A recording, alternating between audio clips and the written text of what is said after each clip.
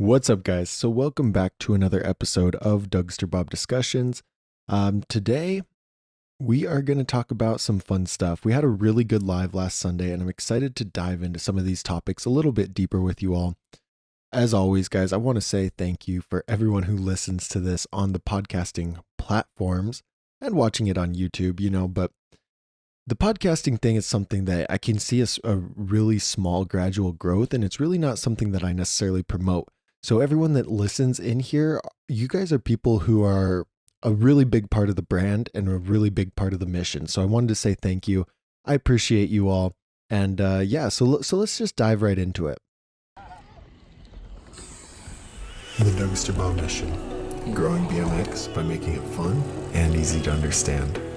For some of us, it's an escape. For others, it's a passion. But for all of us, it's a lifestyle.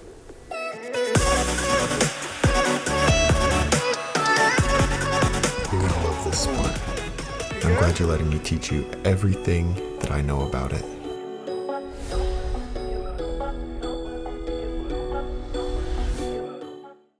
Now, in the recent events, we're going to talk a little bit about Brant Moore, who is now riding for Stacked BMX Shop. Brant Moore is on the East Coast, Stacked is on the West Coast, and I've heard, I don't know, Brant does really good stuff. He puts out an incredible amount of content. So when I heard about this, I had to do some research, and it's really interesting to see the amount of content Brant puts out. It's great stuff. It's in line with my mission and what I want to do of actually growing the sport. So good job, Brant, man. Keep it up. I love what you're doing. I think it's amazing. And the stacked sponsorship dynamic is kind of interesting. Just like him and Larry talked about in the video, is that Brant now has two bike sponsors or two bike shop sponsors. And the whole idea with that is that, well, Brant can make the videos let's see. So in Brant's videos, he can promote Stacked for people who want to buy online. And then in person, I guess, Brant can promote the bike shop that he works with in his hometown. I'm not sure that I understand this. I don't know, but it's going to be a really interesting thing. I'm interested to see how it plays out. I think they can make something great of it, but this is, you guys, the whole point of me adding this in here is because I genuinely want everyone here to check out Brant. Check out Brant's channel, see what he's doing. He has some interviews. I think he does a podcast. He puts out how-tos. He puts out riding stuff. He's a really unique rider. So if you guys aren't like aware of Brant's channel, go check it out. It's good stuff. The next thing that we're going to talk about is Steve Woodward riding for Colony. Steve is a New Mexico guy. He lives about 3 hours away from me, and I've gotten to ride with him a couple of times. He's such a good dude. He's very tall, but so humble, so chill. It's always a good session when Steve comes around. I asked him about his medieval bike specs, like his dimensions, because I was curious what he was riding. Just because he's so tall. And I wanted to get something similar with my new bike. And he said, he told me, and he said, you used to ride a Sweet Tooth, right? And I was like, well, I'm still riding a Colony Sweet Tooth. And then it's funny, he never really, he didn't reply to that. And then a couple days later, he announced that he's riding for Colony. And I was like, oh, so he got a Sweet Tooth, a Colony build setup. And it's funny because I was like, oh, so that's why you were asking, and congrats, man. And he's like, yeah, that's why I was asking. It's so funny how that works. But I guess Steve was on Colony years and years ago, and then he took a break from riding. So he stepped away from it for a little bit. Now he's just been on the grind, flip whips out of ditches and the craziest curved wall rides. Everything that Steve posts blows my mind. And he's one of those older guys that is not in his 20s anymore. I don't think. Steve, correct me if I'm wrong. But I know there's a lot of you guys also, that listen to this and consume my content that are also over that 30 age range. So it's crazy to see, guys. The sky is literally the limit with BMX, and Steve is killing it. So cool, Steve. The third thing here in the recent event section is the Act Jam highlights. We talked about the Couch Jam, I think is what it was called, in Australia, and now they had an Act Jam. It was a 3-day event, and each day was at a different skate park. This whole jam is mind blowing. I saw the homie Liam in a couple of the clips on the recap. Guys, check out the recap of the Act Jam because it's actually insane. They just do, I don't know what it is over there. It's like something in the water or having to wrestle kangaroos all the time that just makes Australians a whole different breed. I'll never understand it. But like for example, they had a sketchy box jump set up on the last day at a brewery, I think. And Liam did double flip, cased it, smacked his face, and went back and got it. His foot slipped. So I'm not going to count it, Liam, if you ever see this, but because he always replies to my stories and tells me to go higher. It's funny. We like to jab at each other, but those guys send it. I saw Alex Hyman a lot of the clips doing like either a truck to tuck, a 3-whip to tuck, or 3 down whip to tuck, which is kind of repetitive, but crazy nonetheless. Guys, check that out. That was really cool. The fourth thing in the recent events, I'm not going to go in depth on it because I wanted to talk about this a little bit later, but Corey Walsh did an Unclicked episode with the First Best BMX podcast. I always say this is the second, with the First Best, which is Unclicked. Dennis Anderson and Ryan, I think, are on there. They do great interviews with riders. It's really fun to watch. So Corey Walsh was on there to talk about his coming out and kind of what led up to it and what the aftermath was, which to me it sounded like it was pretty uneventful. But I mean the aftermath, like it was kind of talked about. Everyone said cool, carried on with their day.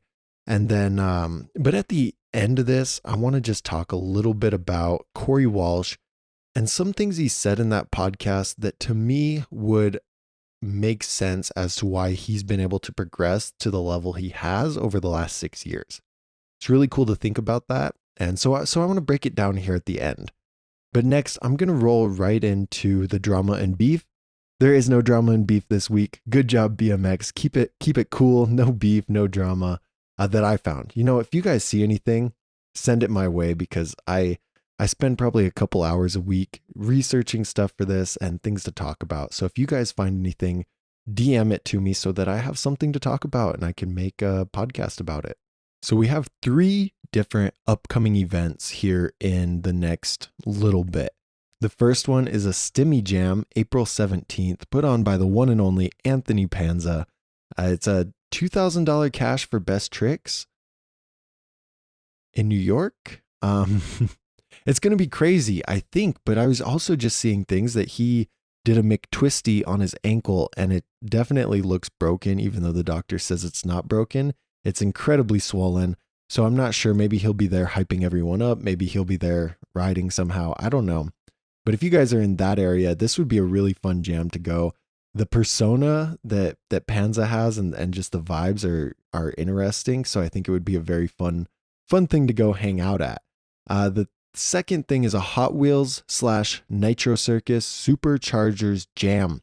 It's a 16 and under contest on April 17th or 18th. No, 17th to 18th.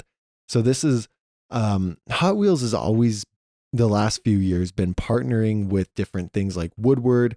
And the whole idea is to get younger riders into the sport. And it's a really cool thing. They provide contests. They provide, they sponsor influencers who also help get riders into the sport. Like Caden Stone is sponsored by Hot Wheels. Wheels is sponsored by Hot Wheels. It's really cool. So they're doing a Superchargers Jam, and this always just ties back into how cool it is that in 2021 we have jams and we have contests coming back. This is going to be a great year, guys, and it's only, it's already April. It's already almost mid-April. That is crazy. This year's going by fast, and wow. Okay, so the third thing is a UCI World Championship set for June in France. I feel like this is FIS, but it doesn't say FIS. So usually FIS is a huge contest in Montpellier, France. I think that's how you say it. But so usually that's what's going on. But now it just says UCI World Championships. It's tentatively announced sometime in June, but there's always contest cancellations and things moving around. There's travel restrictions. So I'm not sure how they're going to go about that, but that is for that. You guys, I don't think anyone's riding at the level to where we would want to compete at that, but it's always fun to watch. I know I have a homie in the lives that is from, hold on. Simple Session in Estonia. That's what it is. In Estonia, and they're talking about having a simple session back in 2021. So contests are happening, things are happening. BMX is BMX is progressing. It's getting wild to see the level of riding at all of these different contests. Riders are just absolutely killing it. The rider radar section, I'm just going to talk about Terry Adams for a little bit. It's really funny. So he just showed up on Instagram. I was scrolling through. I think somebody posted about him. And then I watched it and I was like, I don't talk about Flatland enough. And the reason for that is I don't know anything about it. Just like I don't talk about 24-inch BMX bikes or mountain biking. It's just not in my realm of expertise. So I saw this Terry Adams clip, and I know Terry Adams has been a big part of the freestyle BMX community. Flatland's freestyle, but you know what I mean. I think Flatland and Race are kind of off doing their own thing. So anyway, Terry Adams had this cool clip, and I wanted to first ask you guys, leave it in the comments. What do you think about Flatland? There's a rider. So I'll just tie this all together. For the podcast, I wanted to learn a little bit more about Terry Adams, just like Chris Kyle. So I had something to talk about. And Matthias, I think is how you say his name. He's also a Flatland rider. He did an interview with Terry Adams in 2020. So I think he started podcasting during COVID, but it's a really good interview. They talk a lot about different things in Terry Adams' life. I only watched about the first half hour, but the reason I brought up Matthias is one, for the podcast, but two, he's a Red Bull rider as well.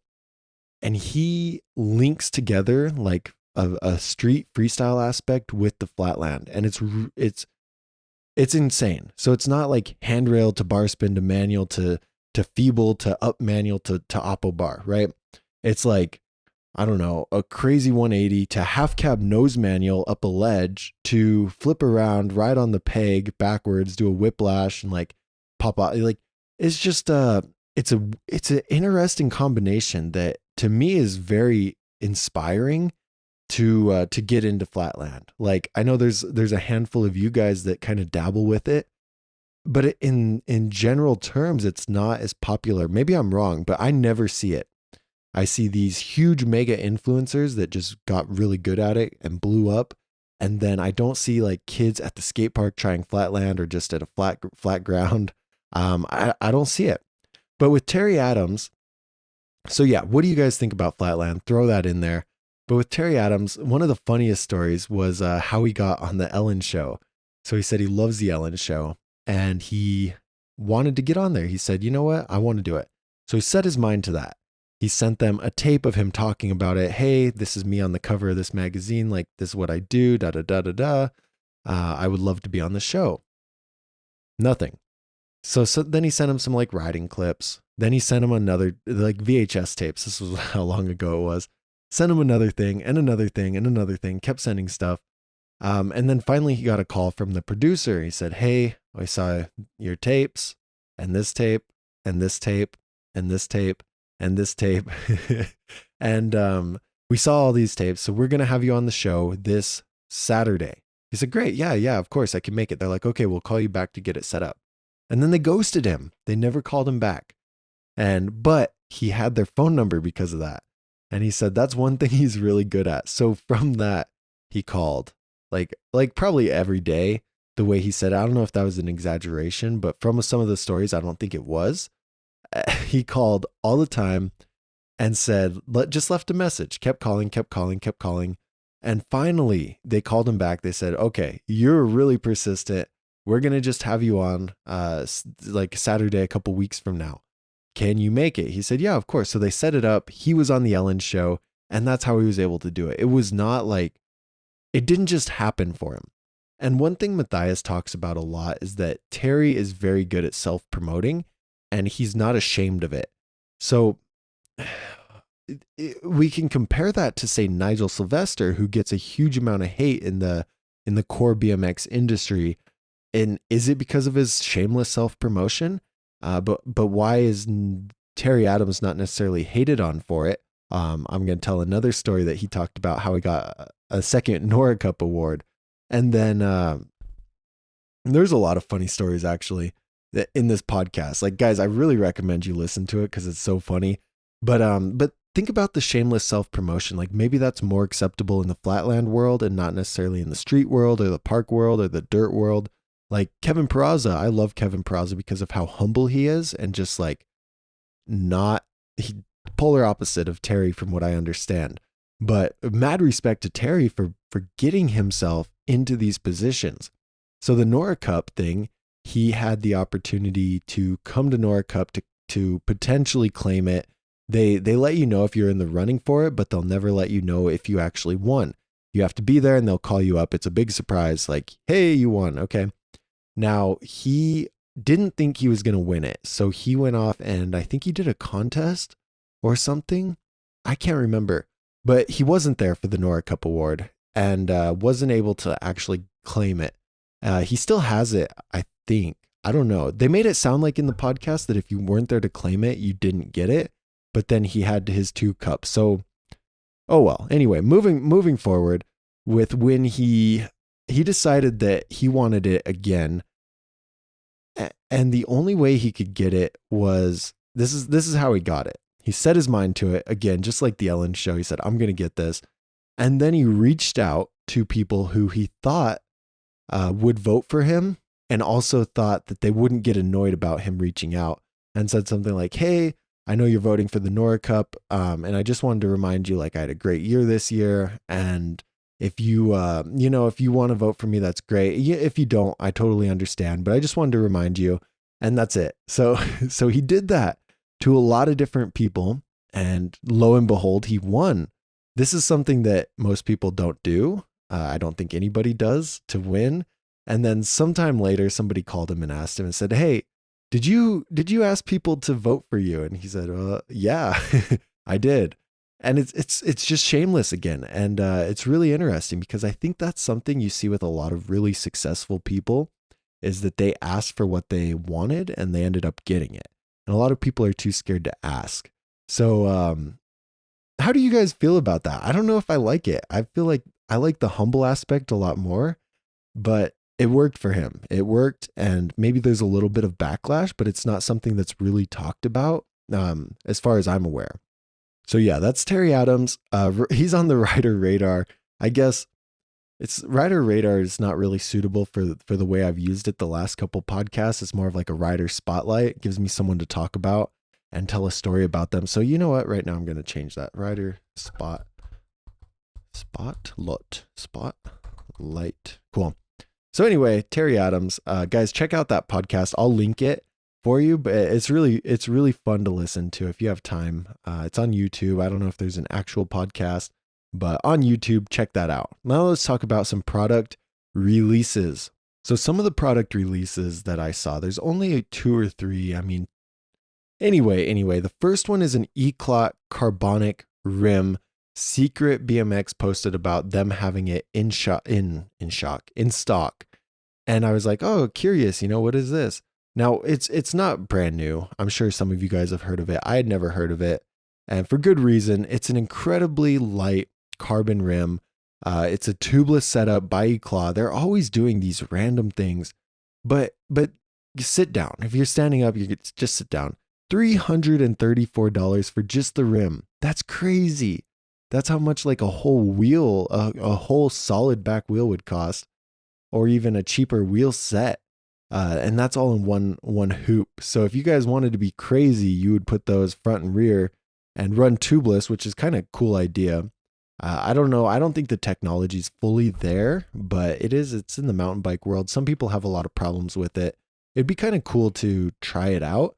But for 300, man, if I ever run into a ton of money, I'm going to get some of those and just build this completely insane bike and see what happens. Then you don't need tubalitos. But so if you guys are crazy, you want some really expensive hoops for your rims or for your wheels, Go check that out. The second one is Eastern Javelin, was also posted by Eastern. Now, I had an Eastern way back in the day, and it wasn't really the best bike ever. It was tri-molly, so it wasn't full chromoly, and the back end definitely bent. It was a light bike, and it was good for me to progress on for sure. And then anyway, the back end bent over time, and then I cracked the head tube. And my dad's a welder, so he sanded it down, re-welded it, like did a better job than the factory welds, and then repainted it for me. So that was really exciting. I wouldn't recommend that because when you re-weld metal like that, it's just not good overall. But it was professionally done for sure. I still wouldn't recommend it. The long story short, the bike broke on me in maybe a year or so.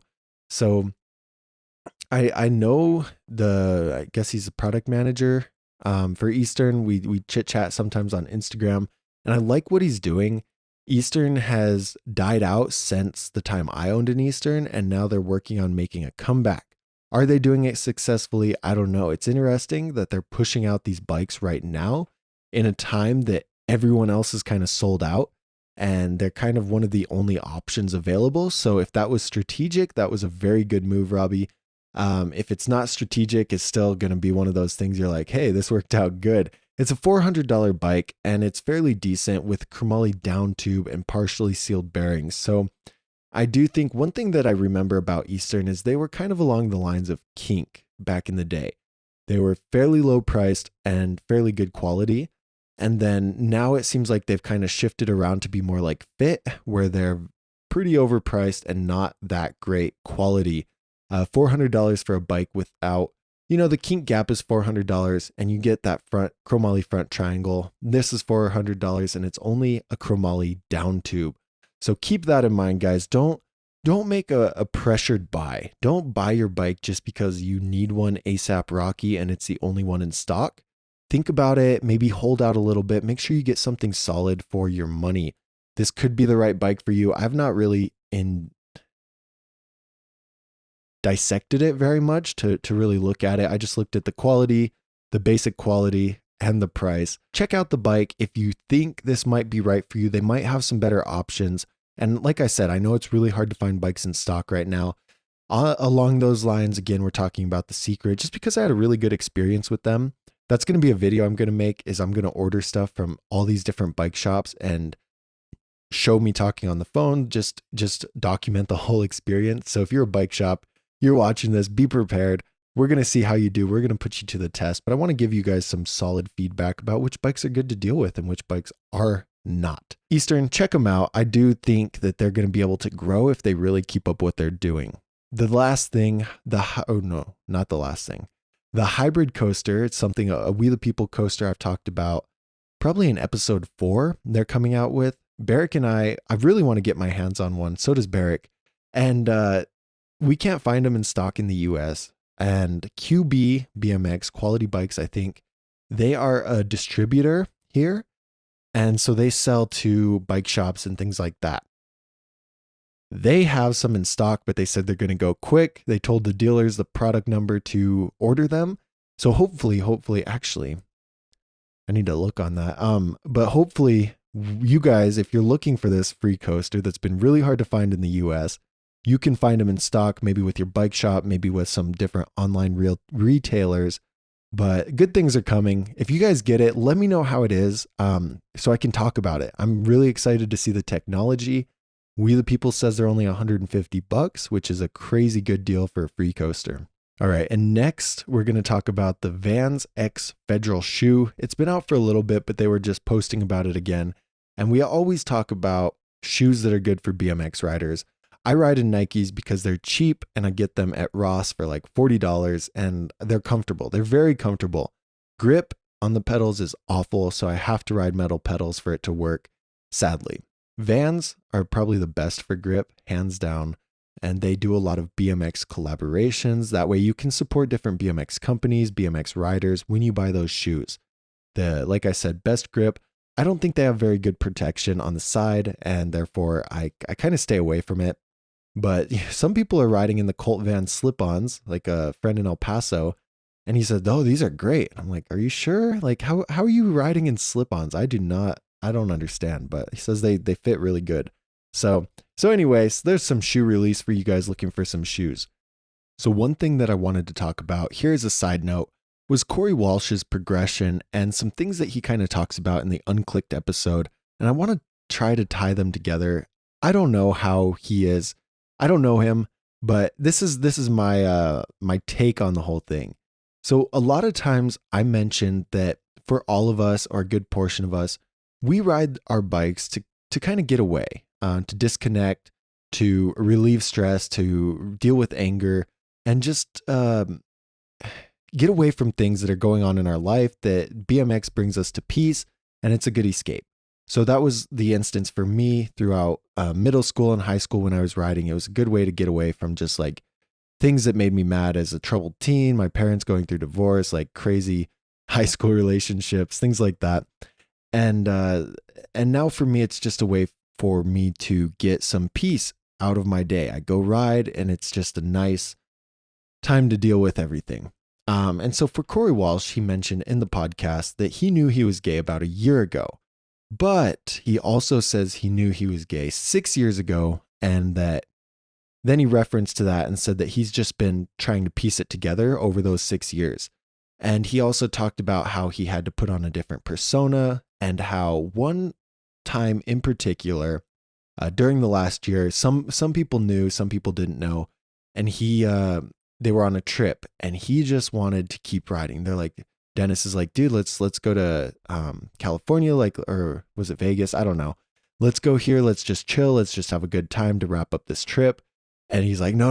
Like I want to ride." And he said that because of that, that was his way of keeping his mind distracted. So during COVID, when he was in quarantine in Canada with his family, that's all he had was like himself inside his thoughts. He quit drinking because of the alcohol would like make him think different things and just put him in a bad place. And he hated that. And so he was alone with his own thoughts, and he wasn't able to ride. And over the last 6 years, being able to ride was his way of getting out of his head and kind of fighting those demons. It's really, really crazy because I don't think he directly connects it to that. But the way that I perceive it is that's exactly what it was. Him getting on that bike and pushing himself to the levels that he has was a way for him to deal with everything going on inside his head. And I think a lot of you guys can find that that connection there to when we start progressing or get into the sport, is like we are dealing with something, and it makes us push that anger out into our riding style, into our bike, and things like that. And so on this trip, he was just going off and riding, even though he didn't want to. And Dennis is like, "I could tell that you didn't particularly want to be riding. Like, we rode all day and all week, and you're still going and going." And he's like, "Yeah, I just had to keep myself distracted." And so that's something really interesting to think about, is that imagine he had this perfect life, or imagine the world was set up in a way where he didn't feel ashamed to be who he thinks he is, or to be who he is, or whatever. 6 years ago, he wasn't sure. So that's why I say thinks he is. Over those times, he's still trying to figure that out. So if the world was set up in a way where he didn't have that questionable thing, that bottled up confusion, anger, whatever it may be, would he be the rider he is today? That's something to think about, because I know for me, a lot of my progression came at times where I was severely unhappy. And the more I find happiness, the more I find joy in my riding, and just doing things that I enjoy, not particularly things that scare me and could potentially get myself hurt. That's kind of a psycho way to think about it, but that's the reality. So dang. But so for a lot of us, and there's healthy ways to progress and things along those lines that's talked about in extreme sports a lot. And then there's also unhealthy ways to take anger and deal with it. So I think Corey is where he is today because of the uncertainty that he faced over the last 6 years. It's really interesting to think about. I hope that took you guys on a mental journey with me, thinking about all those things. But I'm going to talk about some user comments from the last podcast, and then we're just going to wrap it up. So some of the user comments from the last episode, the first one's from Sean, and I'm pretty sure Sean has an alarm set. And as soon as that podcast comes out, he listens to it. One of the first people listening. And Sean, I know you're listening to this now. And Sean loves to fact check me.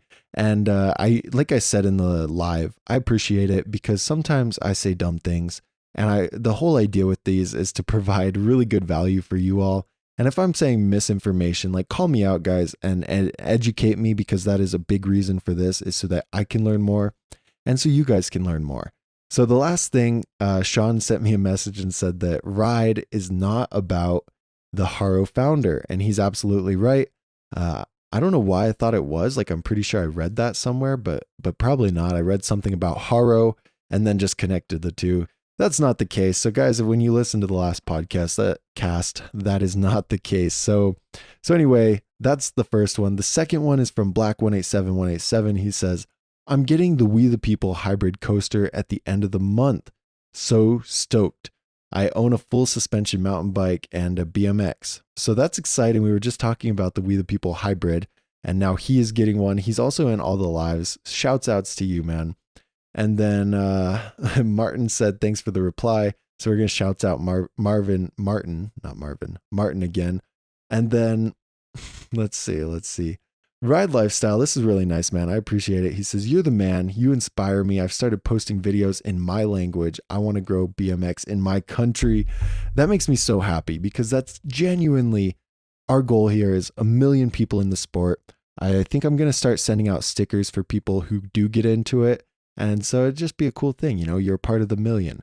And so Ride Lifestyle, keep going. If you need any help with anything or any ideas, let me know. I would love to start growing BMX in your country, even though I only speak English. I'm very, very basic in that aspect. Minda Ryan says, I did not know you lived in New Mexico. Have you ever rode the Roswell skate park? I have.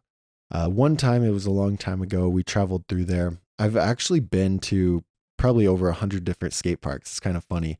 The Roswell park was decent. It's shaped like a interesting shape. So Aiden says Chris Kyle is on another level and his dogs are cute. I love all these comments, guys. John said happy birthday to Sunday. I'm sad that only a few of you guys did, but John is new to the channel. John, welcome. I hope you're watching this video or listening to this podcast. Glad you're a part of the community. And then Rado was upset because the Subaru he wanted can only go 170 horsepower, and he wanted to tune it to 400. Rado, that's very sad to hear. But Rado, look at this. Rado gets a top commenter badge on YouTube because he always gets the most amount of hearts from me. So if you guys want to compete with Rado on that, you got to start commenting. And then Trey says that he sucks at BMX, but he enjoys it. Trey, we were all there at one point, and it's a beautiful sport because we figure out what we are literally capable of by pushing ourselves to the breaking point. And some people don't ever push themselves that far for good reason. And then some people do. And it's really incredible what we're actually capable of when we sit down and put our mind to it and progress. Like, the fact that humans are able to ride this little bike and do double flips and 360 triple tail whips, and even scooter people, right? Like Ryan Williams, it's an attest to what we're capable of. And it doesn't just go to BMX. It goes to all aspects of life. But riding BMX is one way you can figure that out by pushing yourself. It's crazy. So yeah, those are some of the great comments. Alrighty, guys. So that is going to be the end of episode number 7. Like I said at the beginning, I appreciate all of you guys, and I'm very hyped on Ride Lifestyle, getting people into the sport in his country. This is incredible. You guys are all a part of something great, and I can't wait to see where we take BMX together. Thank you for tuning in. We'll see you guys on the live this weekend, and yeah, have a great week. Hope you get some shredding in. Peace.